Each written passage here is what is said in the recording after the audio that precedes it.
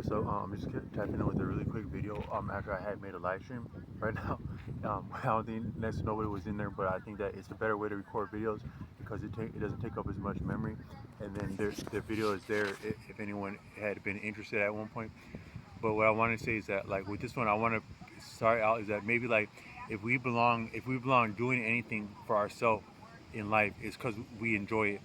If we belong speaking upon anything, it's because maybe we've had some traction and pull with it. So like on this channel, I can't come up here and say like and act like I'm a real like Don Juan type guy. I have had experiences like I have had experiences with women, girls when I was a boy, and then women as an adult. And but I probably had I'm being honest. I wouldn't have the they say like it's very actually hard to say someone like how many actual experiences you've had of anything because it's just arbitrary to rank things or even to quantify and classify things because you actually can't quantify and rank experiences unique unto yourself because what's difficult for one person may not be difficult for another person, but what's at your level is at your level. What has meaning at your level has meaning at your level. But um I could say that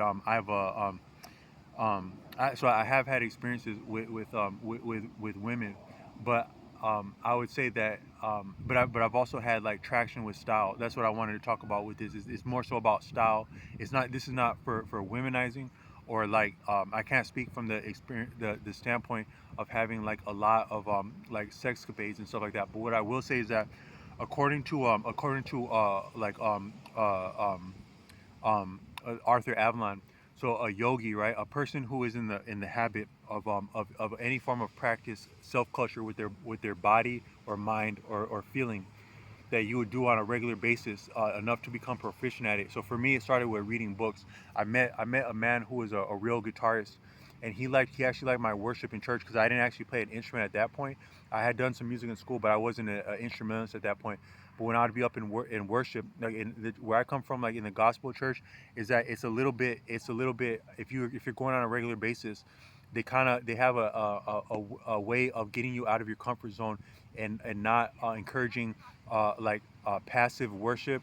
According to Arthur Avalon, also, if you are idle, to be idle is actually a form of it conveys a form of omnipotence. So if you have some people like some construction workers over here, and they're busting it, they're working hard, and I'm doing nothing, right? I'm not getting paid to work with them. I don't owe them nothing, not even service, but they're busting it over there, and I'm sitting right here, taking my sweet time, sitting on my backside, and just enjoying, not having nothing better to do than enjoy myself while they're busting it like that. I'm gonna appear somewhat omnipotent like that, from the standpoint, just as a look, as an aesthetic. I had a friend in high school, one of my salient friends in life, and I had got into like a roasting match with someone, and that other person was like, they were kind of egregious. They weren't like being funny. They were just being very disrespectful. He's like, man, y'all ass lost, man. And I was like, but that shit he said was whack. And he's like, I'm just saying as an appearance, just as an appearance. Y'all lost as an appearance, as an appearance. He said that. That's a deeper thing. He actually was from a little bit of a background to be talking like that. That's a lot about life and leadership, even in political like arenas, like real politics. It's not just what you said or didn't say, did or didn't do, but it's how you appeared. But also you could say a lot like that might be like that in the streets. So all's fair in love and war. All is an appearance in politics and streets. But but as an appearance, I would appear omnipotent if some people were busting it in an idol. Then, if I were to stand up and cross my arms now I'm almost near about egregious by crossing my arms. Like some people from like real physical rigorous stuff wouldn't appreciate someone folding their arms around them. I don't think for very long, or they might just laugh at your ass like, man, look at this broke dude while we're making this money out here. But but so um, dang, I a little bit lost that train of thought.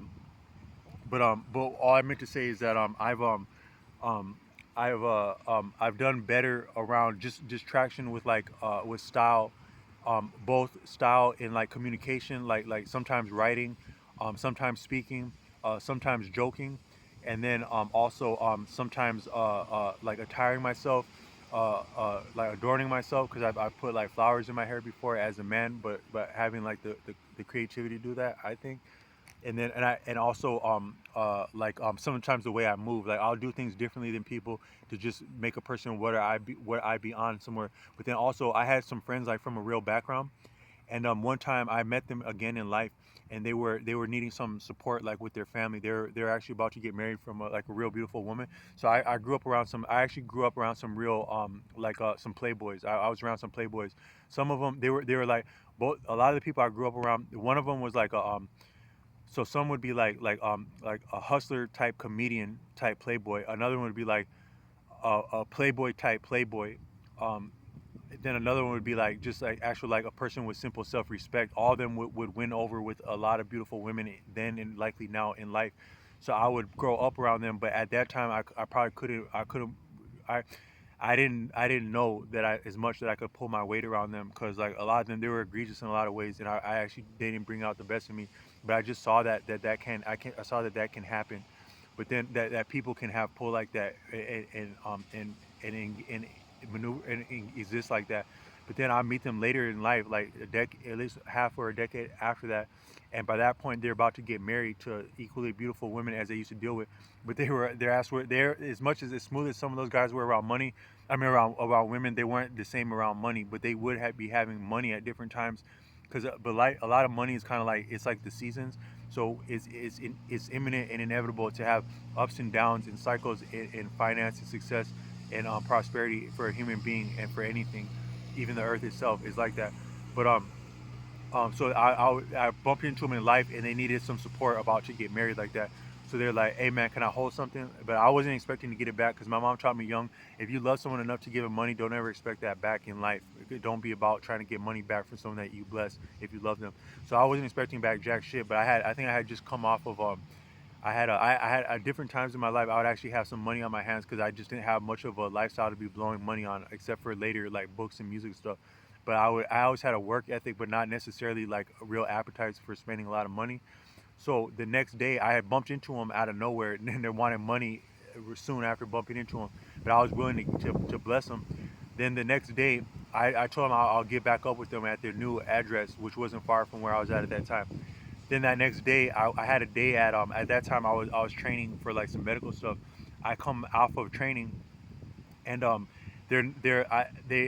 just simply go there, but I go on my own way of doing things, and sometimes I don't appreciate like linear like timekeeping like clocks the same way as other people. I don't disrespect clocks, but I don't subscribe the same way, such that sometimes it places me at a place where someone wouldn't be expecting me.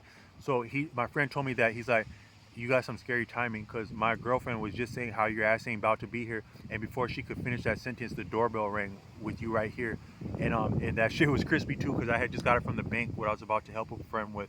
But all I'm saying is that I would move differently than people, and sometimes my timing has baffled people. But both my timing and communication, but also in life. But so I'm saying I'm not making this video from the standpoint of a lady killer, but I would say that I have practiced yoga. I've looked into yoga, and according to Arthur Avalon, a real yogi, I think the word yogi is yogi. It almost sounds a little bit feminine. It could be masculine or feminine, but I think technically, a male practitioner of yoga who's versed and competent, such to their own satisfaction and maybe improvement, would be called a yogi. A female would be called a yogini. My actual real given name rhymes very well with the second of that when it's pronounced with an American bastardization and appropriation. The only way I've heard it in life, and that I'd also pronounce it. But um, but so such that according to Arthur Avalon, a true yogi or yogini can accomplish by means of their mind and also their own body, which is also their mind, anything that can be accomplished anyhow, anywhere, anytime, any way, with any implement.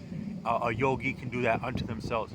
So sometimes I don't mean to be vulgar with this, but and I'm not feeling this way currently. I don't mean to cast I don't mean to draw concern with this. I do not, because I don't have time to have people concerned about me. I'm much more interested in being happy, healthy, enjoying the outdoors, and being productive. And I have means to be productive right now. I just retained my actual position and seat at a learning venue for medical training. That would attend different medical venues, training as a launching zone, and also landing zone in itself. But But so like so according to Osho, sometimes, and I don't mean to be vulgar with it. In my previous live, I mentioned the great Nirvana, Kurt Cobain, and I don't mean to be light with this, but this is for the sake of teaching, for understanding, is that it's a reputed that Kurt Cobain committed self-canceling with a blunt like a firearm, like with a firearm that dispensed shrapnel shot, not as in a round, but like it dispensed put a shot. Like that's a form of projectile that's more lethal even than a singular bullet shot. That's very grotesque and hard for himself to experience that, but then also for anyone that would love him or know of his story. There's probably a dark aspect of alternative in rock and roll that we a lot of people, most people that appreciate music would probably have some dissonance about that. You either wouldn't think about, sure wouldn't speak about, and I'm only doing this for the purpose of learning and enlightenment. You sure wouldn't speak about, but you also likely wouldn't think about the actual the last moments in the way that Kurt Cobain transitioned. You wouldn't think about that. I've actually read a book that some of your rock and rollers going way back, they would be well under the tabs of your clandestine like 3-letter organizations. So I think you have at least two formidable 3-letter organizations, if not, and likely in actually many more in the United States at least. But two of the prominent of which in the United States, they both contain the same letter, at least one of the same letter, but they start with different. They both have one has wait one has two consonants and one vowel. One has two vowels and one consonant, but they share at least one vowel. These organizations, I'm not going to reference. I don't know much about the algorithm and stuff like that, but I'm just not going to draw that kind of heat by referencing these as though more than one person is going to listen to this. But at least it will be deciphered by the actual algorithms in some of the technology, the statements I'm making. So I don't want to draw that or even blast those organizations and whatever the hell they got going on that I don't want no parts of.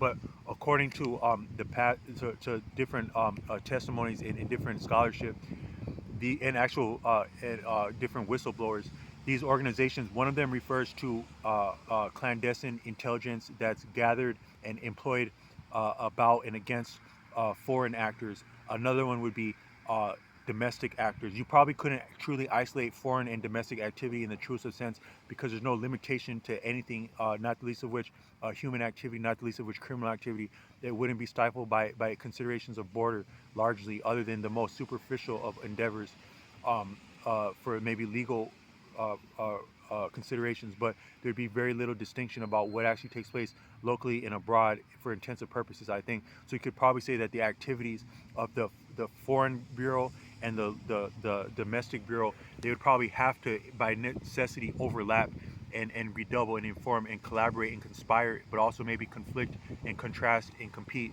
such that there wouldn't be very much of a difference for intensive purposes. What's local espionage intelligence, what's domestic local espionage intelligence, as it serves national interests and citizens, and as it does not. You could argue that way. It's not my standpoint to cast judgments on that, or even to speak in broad historical terms, but just to say that they are documented as keeping tabs on anyone influential, anyhow, at almost any degree of stature. They say one place I picked up in school in music school that for as artistry goes, there's different tiers of artistry and success as an artist, and there's actually no real distinction of what is success as the scale goes, because there can be limitations and strong suits and blessings and detriments and joy and suffering, which are all the same ultimately and amount to learning and the experience of the quality of life at any scale. So you have a person like myself that would play like in nature in even like municipal districts randomly, and there can be some success with that, some favor with that. Probably a better word than success would be favor. There can be favor that comes with that, but that's very, you could say that dwarfs or even it rivals in best what would be large scale a Showtime blockbuster type venues like that, because there could be oversight, redundancies, and overhead that would be conflicting and maybe not even entirely worthwhile at the broader scale. But then there also can be something maybe lost at the smaller scale where you actually didn't get the real audience and attraction and pull and blessings and maybe, if we're being honest, respect that would come at a different tier. But just that you have anonymous musicians, you have local small venue musicians, you have mid-scale musicians, you have people that would perform for maybe like for for like for things. I'm thinking of something like a donation or a charity, like a specific purpose, like a political purpose, or like a religious purpose.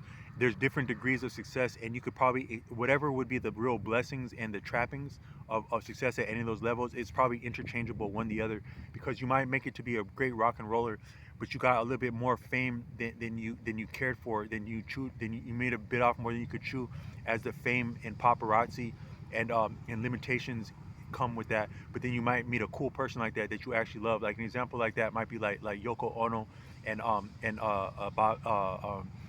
John Elton. I'm sorry. Uh, um, the John Lennon.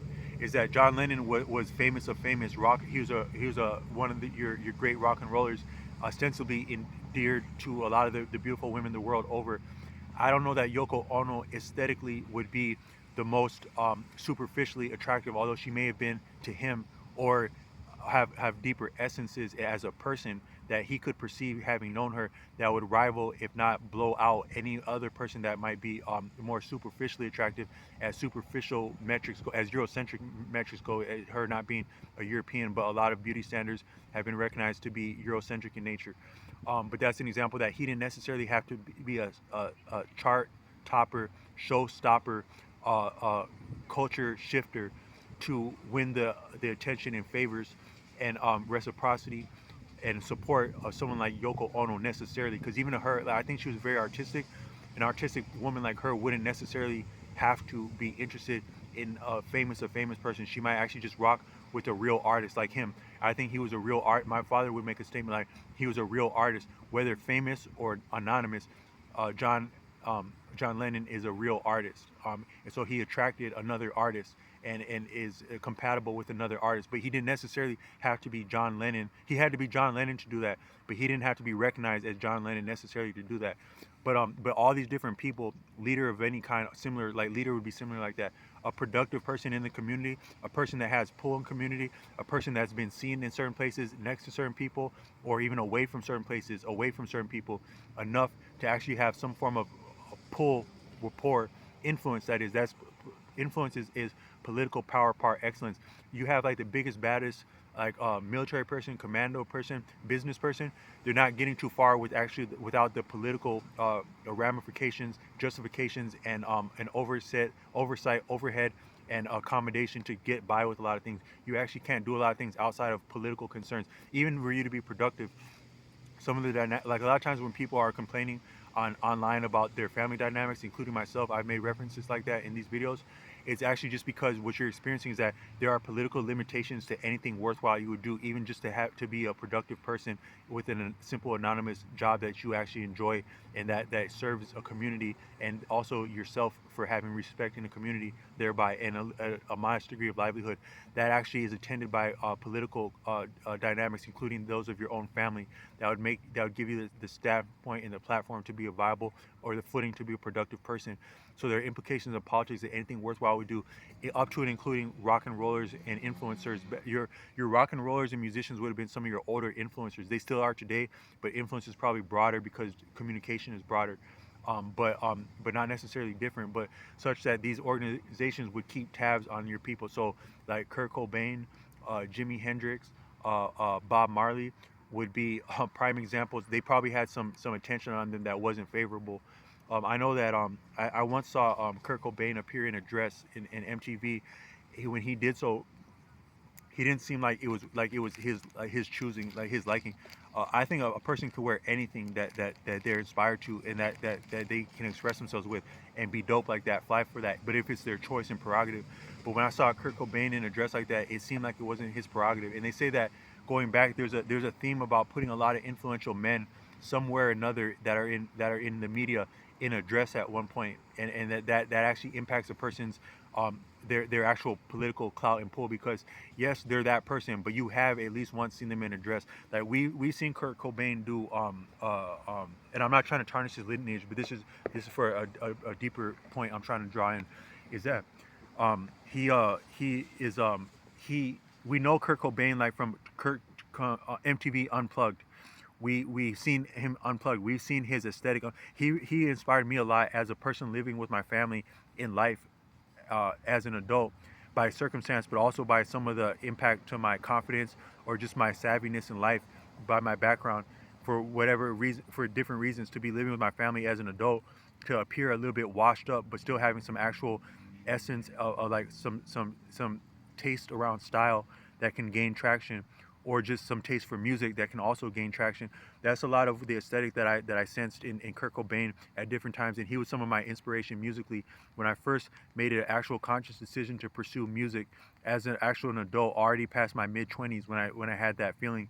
Um, I was inspired by Kurt Cobain because he actually looked in that MTV Unplugged like someone that might be living with their parents, or that might be looked at by other people as being washed up, but actually saying, but sticking it to the man, sticking it to the status quo, and that, hey man, I'm still me, man, and I kind of like this shit, and let me smoke my cigarette and shit and make a little money with this guitar and shit because I like music and shit, so I can go do some more cool shit that got nothing to do with being famous. That's the vibes I got from him, and I really really rock with that back in the day and enjoyed that. But I have at least seen him once in a dress, and you can't unsee certain things. So that's, I think, if that wasn't his choosing to appear in a dress on MTV, that was some bogus ass shit, and I'll be one to say that was bogus shit if that wasn't his liking or choice. But still, if someone would be a rock and roller, look like Kurt Cobain, not look like Kurt Cobain, be male, female, identify as anything, and choose to wear a dress, I rock with that shit. If that's your choice and your prerogative, and that shit, you're dope for that shit. But if it's not, then that'd be bogus to make somebody appear like something that would change their image if it's not their choosing. But if you're getting money from the big media conglomerates, then I guess that's with the territory. So it's no one's place to judge anything. But such that he would have some attention that may not be favorable, including Jimi Hendrix, including Bob Marley. Now it's been conjectured that to that sense, um, maybe, probably,